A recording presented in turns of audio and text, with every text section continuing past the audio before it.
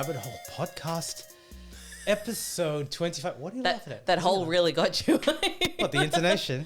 Yeah, the hole.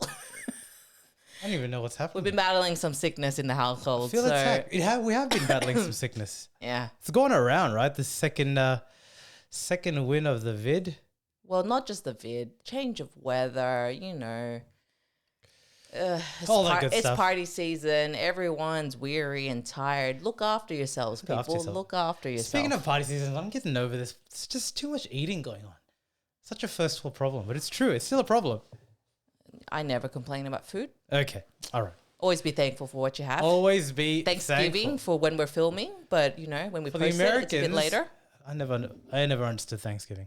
Well, it's not your holiday to celebrate, so therefore it's okay for you to Just not have understand. Christmas. Just have Christmas. Why are we doubling up on things? No, they have Christmas as well. Like I told you. Okay. Anyway. All right. Okay. All right. Let's get to it. We have an action-packed podcast this week. A lot of business and tech. We're almost going to rehash a couple of the conversations that we've had, which have since developed. Return of the AI. Return of the AI. That's what I'm calling it. Okay, so first things first. Let's go back. Okay, 'cause I've been like chewing your ear about all the updates about this. Non-stop. And even I'm feeding into it now because I can't help but think I like to know things first and foremost and disseminate and share. So, I you don't know know. if disseminate's the right word. Well, this, like, you know. Distribute. Disseminate still works. But anyway, Yeah. you know. Help him with his research and whatnot. But take it away. Okay, Take it let's away. go. So we talked about this. This was actually real breaking news when we talked about it, right? Yep. And even as we were talking about it, it was evolving. And hopefully we have come to a conclusion of Sam Altman, who started at OpenAI, got fired at, okay, you know what, I'm going to go through the circle, but he started at OpenAI and now he's back at OpenAI. So In the span of what? 4 days. I'm Yeah. going to run through the timeline, right? Friday, November 17th, Sam Altman is fired by the board of OpenAI. Big news, right? That happened. That was the day that we talked about it. Yep. We didn't really know what was happening. It was rather cryptic that the board said that he was basically not. What was the wording? There was a specific wording, but he felt that the Not openly candid. Correct, not something openly like- candid, Not, yes, not, okay? not consistently candid. that's all we knew at that particular time, right? Later that day, it was also disclosed that OpenAI co-founder and president Greg Brotman announced that he was leaving the company as well. So pretty big, right? Sam Altman, Greg Brotman, like this is part of the inner circle of OpenAI, Feels right? like if you take one down, you take them all down. Okay, so those two guys left on La that day. Familia. November 18th, the Saturday. We're on to the next day. It turns out that OpenAI, the They're board... Friday though, right? Yeah. Oh, no. This is... No, Saturday. Saturday American time, right? Okay. It turns out that the board of AI now has a case of buyer's remorse. Now that the news is coming out that Sam Altman's being fired, they're getting a lot of pressure. So OpenAI... It's not just externally though, it's also internally, right? Correct, but at this point, it's quite a bit of the external heat that's coming through. So OpenAI, obviously, they have investors, right? The biggest of all being Microsoft, right? They're using whatever pressures or powers that they have to convince the board of directors to reverse the decision and bring Altman back. So that's 18th, next day.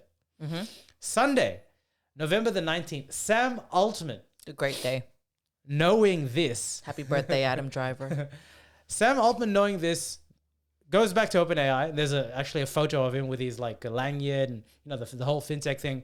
Going back to the offices, presumably there's a negotiation going back with the board for him to come back to OpenAI, right? Okay.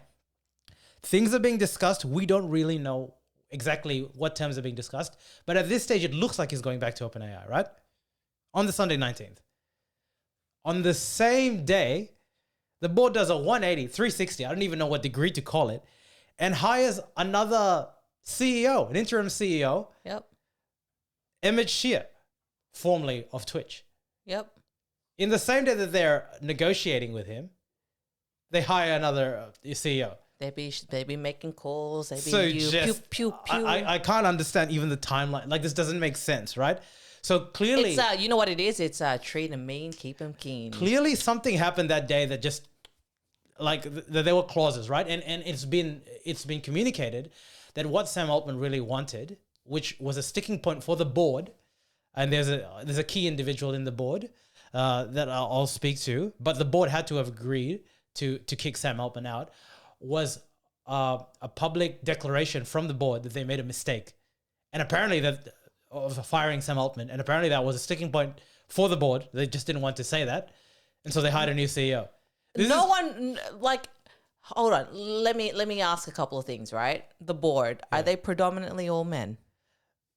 No, not predominantly yes, but like not all. But let me complete the whole. No. whole But case. like, it's just the point of no one is ever going to decide to eat it on the first go. You know what I mean? But to hire another CEO is like basically again, treat them mean, keep them clean. it's just very rash. I've just never seen something like this. Right, Monday, November the 20th. Right, this is just nuts. Like the fact that this is happening consistently in the day. Right. CEO of Microsoft Satya Nadella announces that Sam Altman and Greg Brockman will be joining Microsoft as hires in the advanced AI research team. Makes sense. It's a melodrama now. It's a melodrama now at this stage. It just feels like it's on a daily basis. Let's see what's going to get the news going, that keep the stocks up, whatever it is. This is nuts. It's real life Succession. You know what? Who's going to come on up? This is better than any movie I've ever seen. Honestly, the timeline, how compressed it is, and what's going on. It's like kids fighting over like Legos. And in that same day, there's massive revolt within OpenAI. You okay there? Like this it's just I feel like this circle is a bit dragging a little bit. That's all I'm saying. This is a lot. This is a lot. We need to hear about. At the same time, there's a lot of revolt. There's a lot of disarray. Revolt. Revolt. What's the word? There's a lot of revolt internally in OpenAI. This time with the staff saying that they don't want to work for this board. This board is incompetent. They're threatening to leave to anywhere in Microsoft, right? The next day, 21 and the 22nd, Sam Altman returns back to OpenAI as CEO with a new board that now, so the board is fired. The board that fired Sam Altman is replaced, which includes Brett Taylor, Larry Summers, and Adam Angelo. And this is where we're at. Tell me, in your lifetime, I did not know that bit though. Have you seen something like this? No. This is nuts. This is like, I actually can't even articulate. When we like talked about it, we did not know the extent towards it, and we had hypothesized that he did something really bad, right? Mm-hmm. So it turns out that the only thing that he did really bad is he wanted to make money, like lots of it. But at what expense? Yeah. So now we can unpack a little bit more about it. Chief, I think data scientist. I'm getting. I knew it. There's a lot of information. There's a lot of information. We want to make sure we get it right. We're painting the whole story for those who haven't tuned in to the whole shebang and whatnot. A lot has happened. A lot of hoo-ha. Okay, there we go. Now back to regular programming. So, chief scientist in OpenAI, Ilya Sutskever. That's what got you. Okay. It's just kind of behind the scenes. There was a lot of practicing the pronunciation. So, I think this individual and Sam Altman. So he heads the research and the data science element of it. Yeah. And he was part of the initial board here, right? Uh-huh. So you shared the information here, but the interesting thing about OpenAI is it was initially run as a non-for-profit.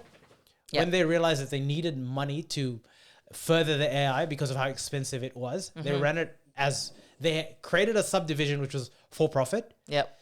But the non-for-profit actually had control over the for-profit, right? Yep.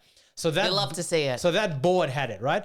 And there was murmurings amongst the board, of which Ilya was a big proponent of it, that that Sam Altman basically was progressing the commercial side really too quickly than a lot of these individuals were comfortable. Mm-hmm. And there were also murmurings about just humanity, AI, how quick it was going to go, et cetera, all the philosophical debates that we've heard, right? Terminator. So basically this is manifested in all the drama that we saw.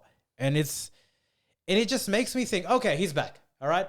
Clearly the company as a whole. Okay. So OpenAI, is basically one of the top companies when it comes to artificial intelligence. Yeah. They're backed by Microsoft. I mean, they're up there, right? So when you think of AI, you definitely now know OpenAI, and you probably put it up there just because of all the drama.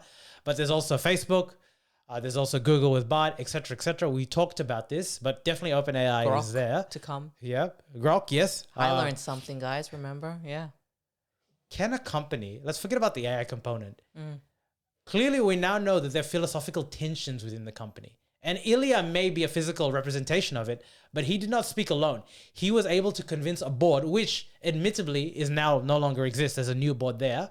But is the same board, sorry, quick question. Is the same board still non-for-profit?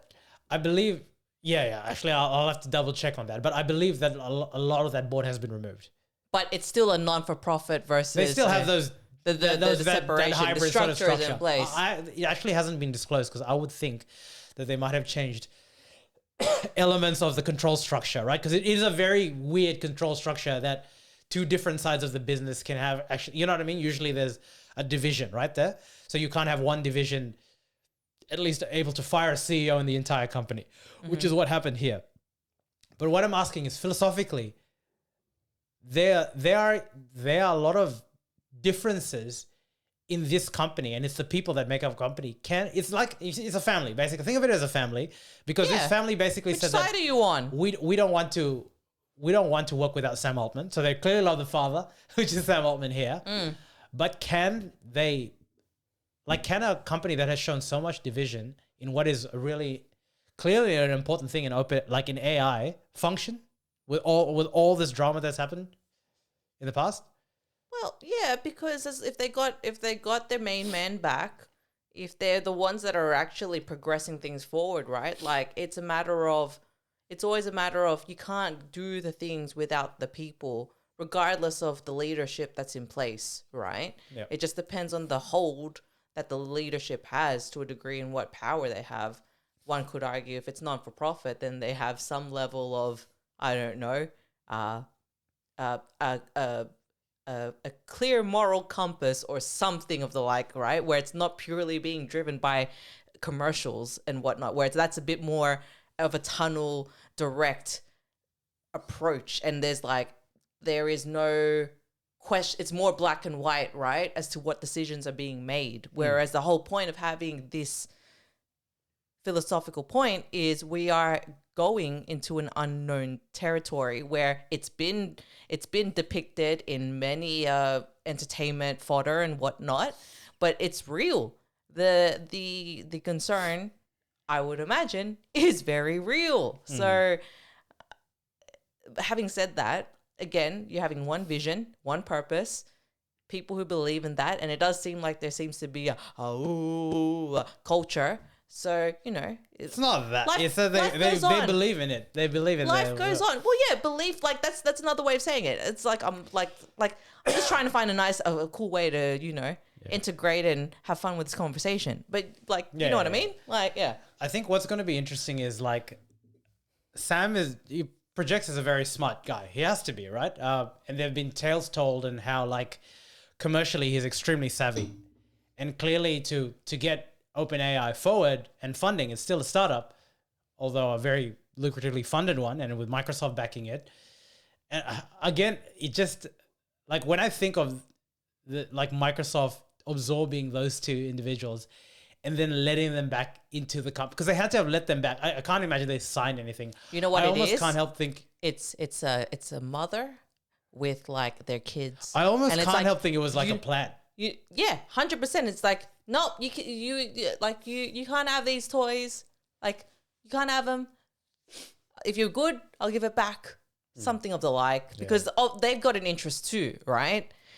I would imagine that, mate, I'm no investment manager or anything like that, but a big proponent that Microsoft would then back it is, as we spoke about in the last episode, has to do with the stance, the position, the vision that the people, the two guys put forward, right? That's a big part of it, where there's a level of trust there. So if it's like, it's long lost sons. It's like, oh, you don't have a home. Well, you can always come and work for us. Like, we're investing for you guys, but we really love you guys. We want you guys to come and hang with us. Why don't you come hang? Oh, you need to go back? Oh, that's cool. But that's like, we've still got a part of you anyway. So it's all fine. I almost wonder, I almost think there's so much stakes on getting Sam Altman. Now you're definitely aware of him, but he's almost getting Elon Musk level of status. In tech, he definitely is. In a certain circle, yeah. Mainstream. Well, he is now. He generally is. But I almost we can't hold on. I think we're hyper sensationalizing this for now, right? Because there's general punters that will probably still not know that all of this has gone down, right? We're making a concerted effort about finding this information. I was saying I'm just saying, just take it down a notch. No. Listen to the point that I'm going to make before you stop. Within the tech scene, he's definitely at that level, right? But the point I'm trying to make is I'm almost... Yeah, but then you led that on. I'm sorry. I have to not let this go. But then you led on to say, but yeah, he's pretty big. And he made that to equate that for everywhere. No, it's not. It depends. You can also say that Elon Musk is not very big, right? No, he's huge. Okay, but Elon Musk... He's been on SNL. Okay, whatever, man. I'm definitely not going to equate that as big. I guess what I'm saying is I often wonder whether these larger than life characters get to so big a stature where they almost can't fail, because I can't help think that there is definite validity in what I just hope that now that Sam Altman is back in OpenAI, and it definitely took it would have been a shock to the system to have his own board, that people that he knew fire him, right? And apparently it was done in a Google meeting. It was just ridiculously done, right? So no, it was a team. The point is, it's a meets, right? Whatever. What I'm saying is, for people that you started a company together, it's a really shitty way of being fired, right? This is a board that right? But they didn't start that together, right? You have to get a board. Well, you know after the board. The fact, right? You know the board. That's all I'm saying. And Ilya and all of them, they did start it together. They're part of that initial team, right? I guess people just be beefing and having arguments of opinion. Now that it takes big events, and this is a big event, basically getting fired and coming back there. Hopefully he takes it seriously, because I still have doubts of whether a team can function in its best capacity to bring the best version of the product forward when they're clearly still quite fractured divisions within the team. If that kind of makes sense. I don't understand that, because you're telling me that the board is gone. So that's the major barrier. The board is gone, but the individual's there. Ilya is still there. He is the one that convinced the board to... What is he there in what capacity? He's the chief data scientist over there. He's still a major part of it there. They haven't hired the people. And he's a representation. It's not one individual can't just mouth off at it. I get that. I get that. It just wasn't clear to me that they're still ongoing. No, but I'm saying that... is also a representation. It's a warning. It's a yellow card. Yeah, that's what it is. I'm just hoping it's a yellow card. Sam comes in with an open view that these are genuine concerns, and that his workforce feels it, whatever the portion it may be. May not be the majority, but a portion of it feels it. And he applies that to basically the implementation of what OpenAI and ChatGPT kind of looks like. Good luck to you, mate. Until you go through another little round around. It's just a whole lot of much ado about nothing at the end of the day. It's good. It was good fodder. All right, moving on from one tech company to the other. Twitter. Okay, so we've heard about this one, but they've lost a lot of advertisers, right? Specifically, say Twitter. Ex-owner and CEO Elon Musk initially sparked a wave of backlash last Wednesday when he appeared to endorse a post promoting anti-Semitic conspiracy theory. I'm not going to go in it, but basically... X problems multiplied on Thursday when Media Matters for America. What? Sorry, that headline got me. Okay. Said it had X problems multiplied. That's a pretty good one. Found ads for companies including Apple. What's Bravo? Bravo is in the TV network? I don't know. Oracle, Infinity, and IME placed next to posts celebrating Adolf Hitler and Nazi party in the platform.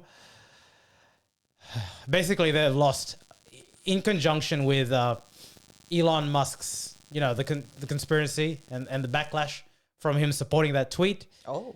And this happening, they've lost a lot of advertisers, right?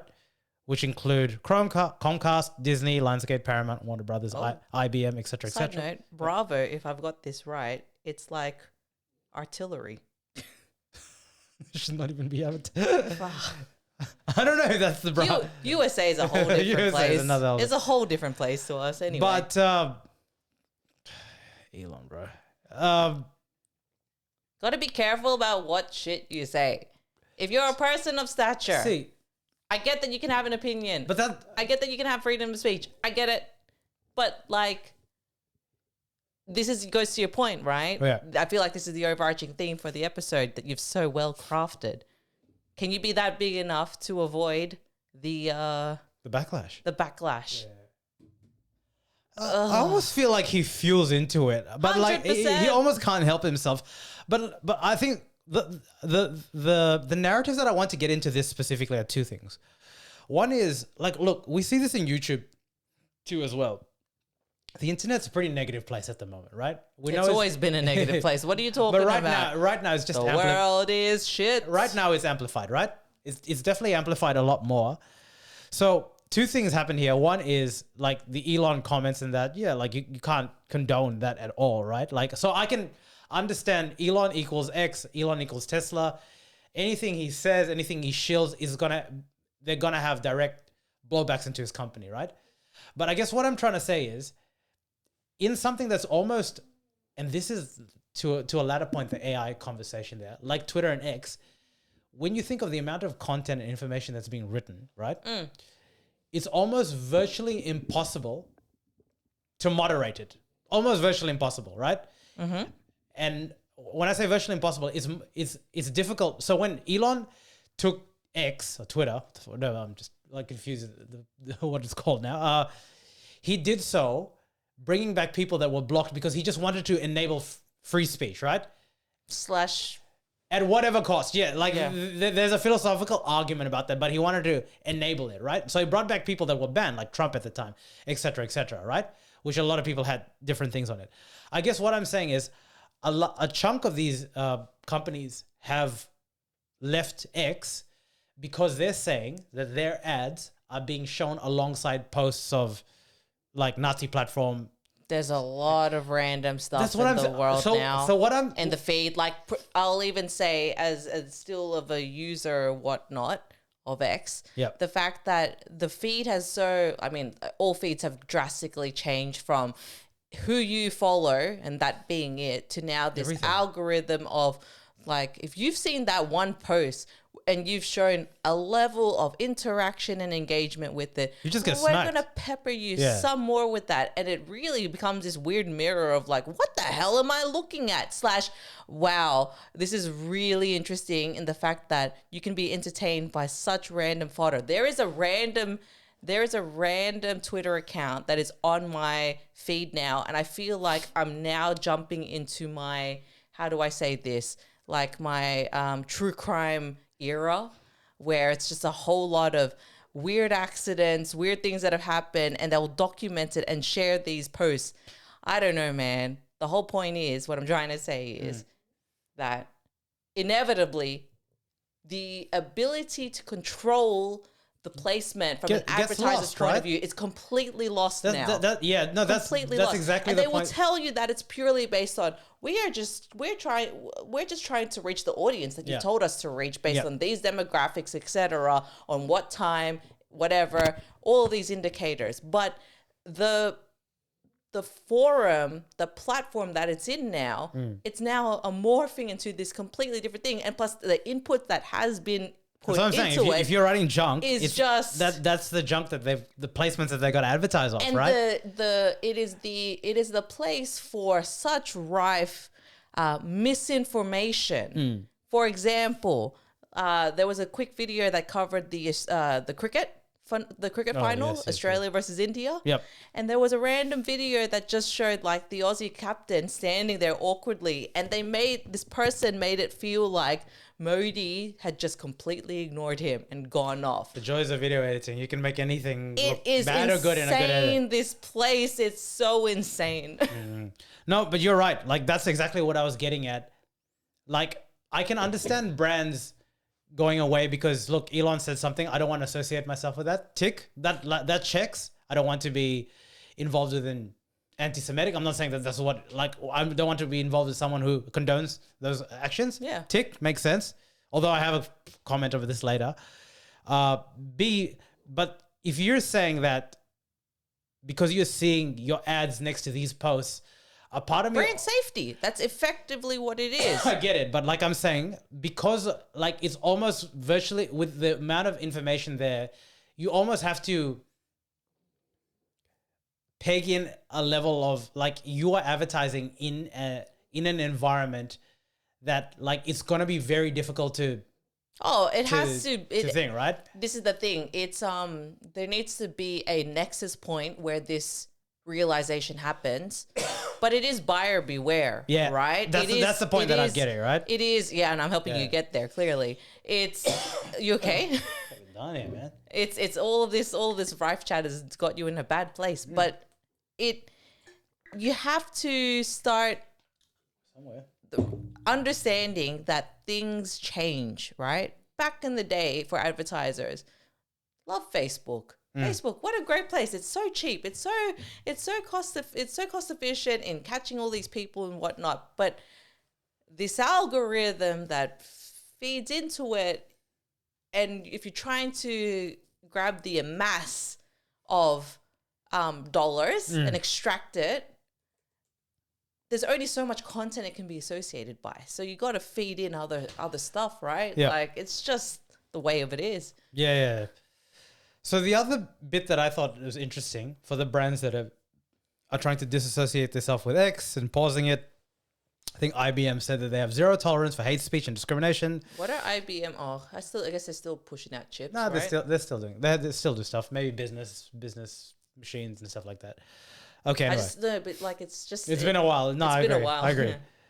So iconic. It's in my head. So my question to you is, yeah, brands and social corporate responsibility, which is a big thing that brands are posting on now, right? As part of just like as part of the brand, right? Like as part basically, of the right? ESG as well. Yep.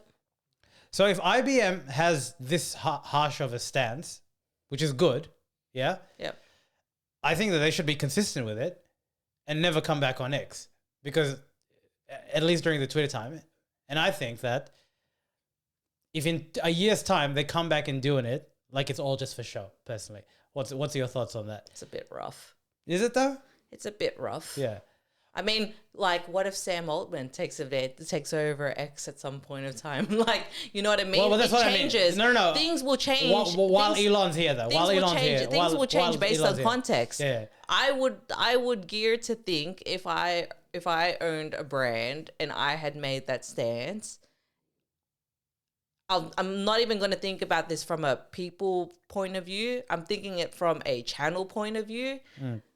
You can probably have a whole lot of money spent elsewhere. I don't think X is driving that many conversions, truthfully. Like, I could be wrong, but it's a matter of, you would like to think that if you're making a moral stance on something or taking a position, 100%, I agree with you. You don't go back on it. The only thing I'll caveat that is context and circumstance. That's all I'm saying. Yeah. I don't know. What's this? I don't know. I'm like wary of brands like I think that you should like greenwashing and like all of that stuff. Of course, I just think that that's been at the forefront of time. Where I don't disagree that like the stance is wrong or right. I just think that if in 2 months' time IBM is back advertising in X, like, it means very little to me. Fire your media agency. Anyway. It's just, I think it's, look, there's been probably a whole lot of other companies that have gone through other things like that at a much worse point, whatever. Like, you would like to think that, yes, from an ethics point of view, it's black or white. But then I'm sure there's a whole lot of factors that drive them to think that, that was then. And, they repented and they changed the way that they did things. And it's much better now. We have been informed, blah, blah, blah, blah, blah. At the end of the day, if if you're telling me that X for some reason drives so many conversions, well, hold up. Conversion is not the only reason people advertise. Like, it's reach as well, right? Yeah, it's not only about conversions. What reach? Well, when it comes to reach, X can definitely drive reach. Eyeballs, CPM, yes, it can. Yeah, it can. Yeah. You can. All right. Yeah, sure. Optus CEO resigns. So we spoke about this a couple of podcast episodes ago. She gone. Kelly. Okay, so the CEO of Optus Telco, Kelly Bayer Rosmarian, has resigned after deciding it was in the best of interest of a former employer. Obviously, it follows the November 8 outage, which saw around 10 million Australians unable to connect to any Optus services. It was a dark day. It was a dark day. Yeah. She gone. Australia's anti-corruption commissioner has taken aim at what is described as national blame culture as he questioned what benefit the resignation of Optus chief CEO would have on the embattled telco. The National Anti-Corruption Commission chief Paul made the rare public remarks in Adelaide. Yeah, he basically reckons that Australia has a blame culture. And we spoke about this, whether we thought, so, you know, Kelly Bayer, she went to the Senate hearing. She got grilled. I mean, rightly so. I think like it was always going to be like tough in terms of the Senate inquiries. I've actually seen some of them. They're brutal. Yeah. Like I think you go in knowing that you're going to get smacked. Like there's nothing you can say. And even if you, all you got to be is just present your facts right, remain ever so calm and never shaken, and then that's the best that you can do. That's the best you can do. But 100%. It was brutal. I think she was visibly distraught at it, which fair enough. Like a lot of people. It's the pressure, right? A lot of people would be, and I think like she's like the physical manifestation of Optus as like the CEO. So basically copying the public brunt of it, which was unfair, I think, in that particular regard. But do you think Australia has a blame culture at all, or like, what's your view on that?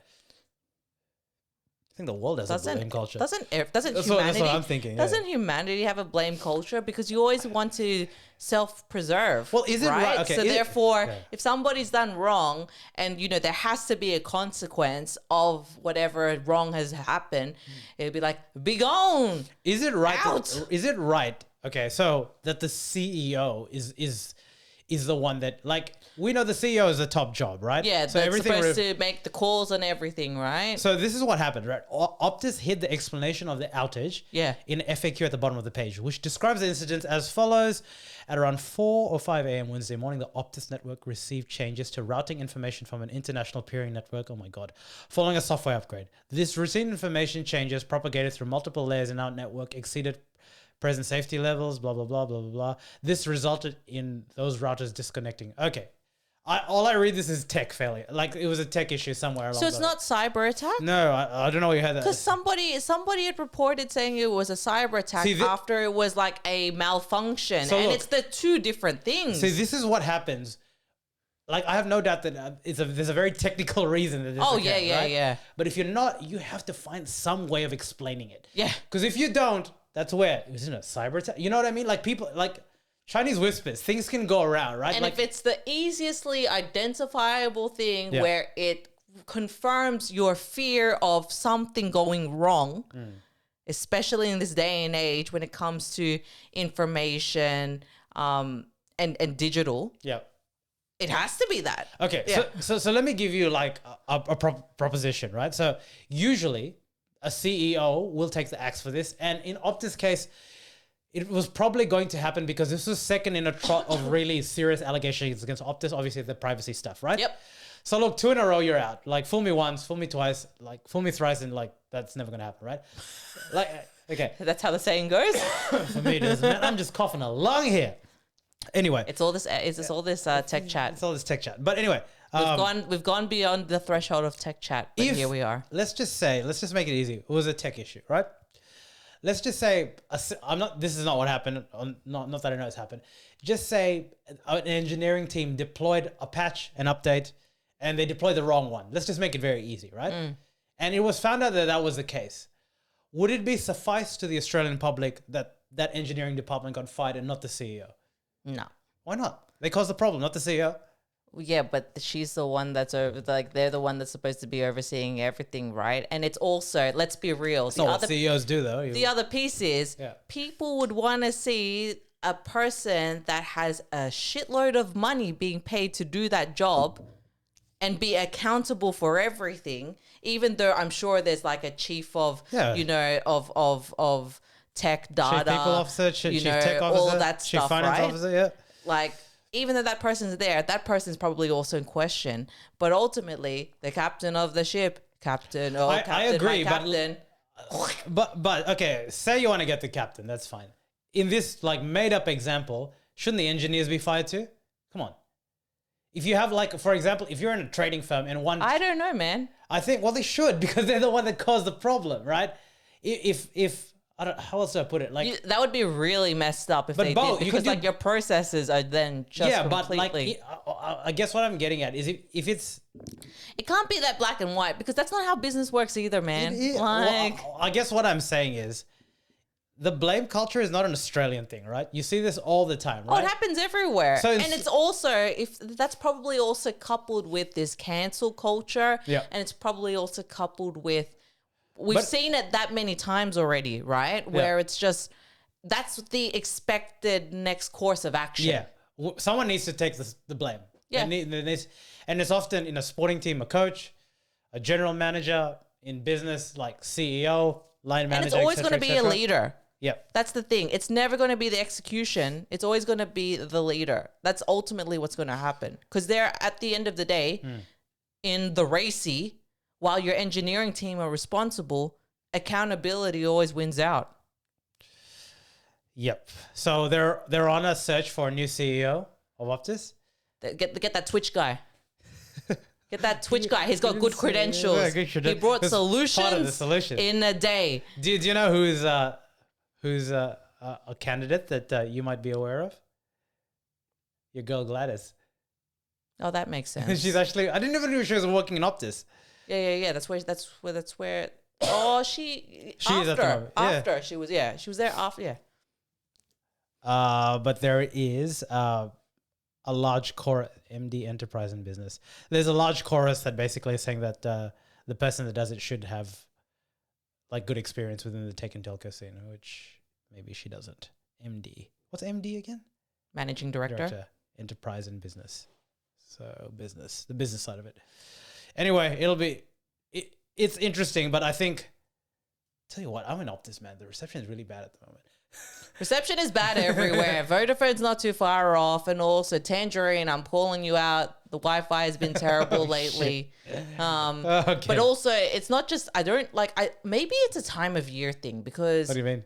I was on a call earlier today, and my work colleague in Melbourne was also saying, like, we were in this dance of like, I think it's my Wi-Fi. Oh no, I think it's my Wi-Fi. Oh, it's everyone's Maybe Wi-Fi. Maybe it is a time of year thing. Everyone's just smashing the internet really hard. It's all calling all their friends and relatives. It's all or like streaming something while just trying to pass the time and just hold on till the end of the year. I don't know.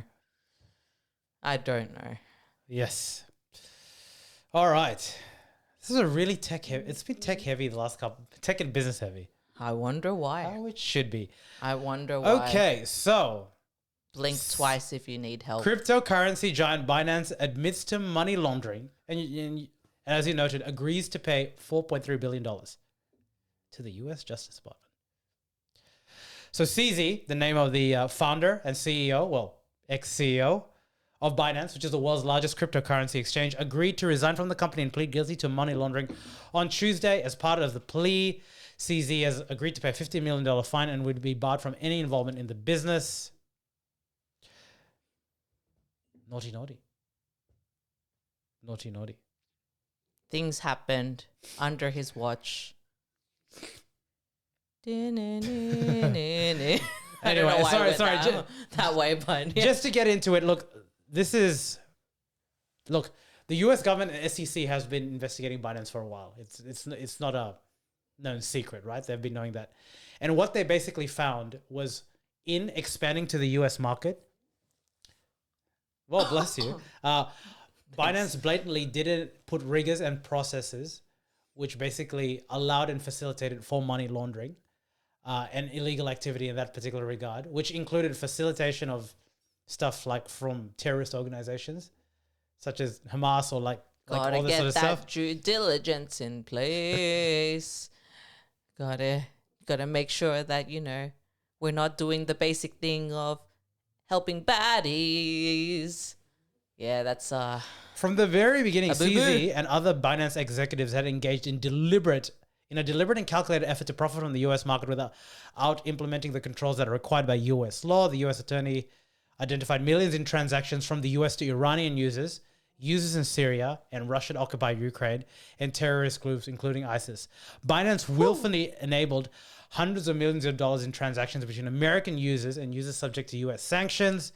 Its platform accommodated criminals across the world to use Binance to stolen criminal funds.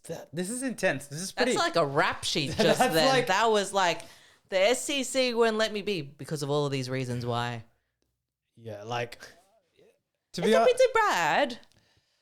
So look, cryptocurrency and all that, like, all right, we had Sam Beckman-Fried, and like, I'm pro the concept of cryptocurrency, but we keep on having these bad actors.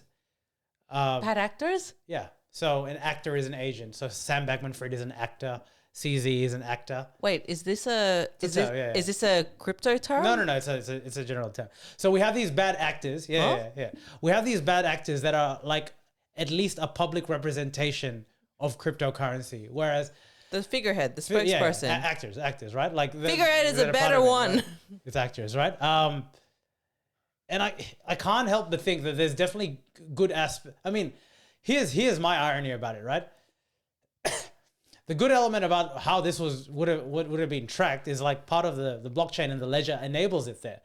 Whereas in stuff like, and that's why people that are doing dubious acts, I mean, the biggest currency that like we were having the conversation that facilitates terrorism acts is the US dollar, and people do it in cash and stuff like that. So it's not tracked, right? In cryptocurrency, in the blockchain and the ledger, there are tracked elements of this, which is why it's not that you can run from it, but they were able to ascertain which countries that these were going through and blockchain, and they were able to drill it down to blockchain addresses. You're laughing. No, because that just genuinely feels like they knew the answers because of the cheat sheet, and then they let the cheat sheet get in the hands of the teachers, and then it's just kind of like, oh, I think eventually we done goof, guys. We done goof. It's funny because like the way they were explaining it was like CZ, Binance, and these guys were kind of like cowboys where the operations just got so big, out of control. Like they were not maliciously trying to do that, but they didn't know how to do processes. Yeah, clearly. Well, like they almost paid it like, oh, it's not a big deal, kind of vibes, right? Ignorance. And it is a big deal. And interestingly enough, they're specifically talking about America because it's the SEC and the US attorney. The reason I'm saying that is it's not to say that this is not occurring in other countries as well, right?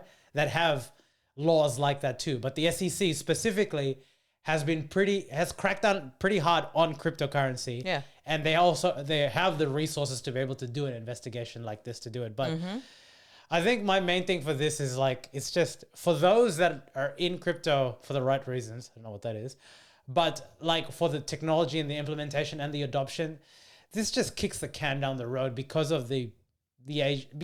If you see all the news there and your granddad looks at now, he thinks cryptocurrency is by scammers now. Completely, right? Like 100%. They don't want to adopt it because, hold up, you mean to tell me FTX and Binance, the two biggest consumer cryptocurrencies, they're both behind jail? Yes, they are. And they did bad things. And it almost makes me feel like why is this the case? And can we ever have like good actors in these spots? Because the technology, the underlying technology and the concept is not bad. And irony, it's that technology and concept which allowed them to be caught, which shows the record keeping element of it. It's hilarious. The fact that people aren't keeping a hold of the tech or control of it in a way that, will still bode well for them or bode well for like society in general and stuff. Yeah. They're clearly not capable of doing that. So it's kind of, you got to look to be thinking of, it can't just be surely one person. It has to be a cohort of people with different skill sets to be able to execute on these things and, these blind spots, because otherwise to the same point where we're saying with this Optus CEO probably needs to have a tech background in it. It's in the same way that you would surely, hopefully think that amongst tech and AI and information, like you would have people that are now understanding the legal ramifications, the ethics of it all, because it is going to come. Like if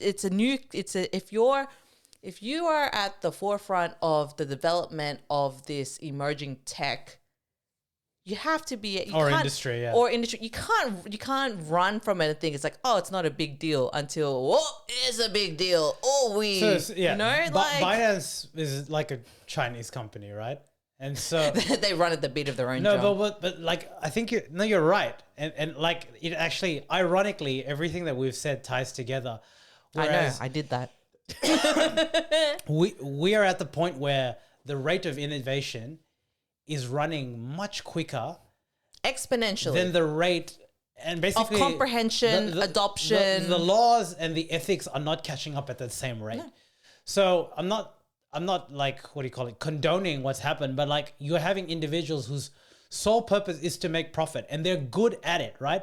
And to a certain case, do you think the people like the people that invest money in Binance care about this? To a degree, they don't care as long as it's directly impacting them. As long as their money is secure, they're getting their returns, they sell, the orders is sold, and they're not like illiquid like FTXs. They don't give a fuck about this. People don't. Yeah. Because when you invest in it, you only are about the numbers. You're not about the ethics on it. 100%. So those individuals that are running these companies, that's the same way they view it.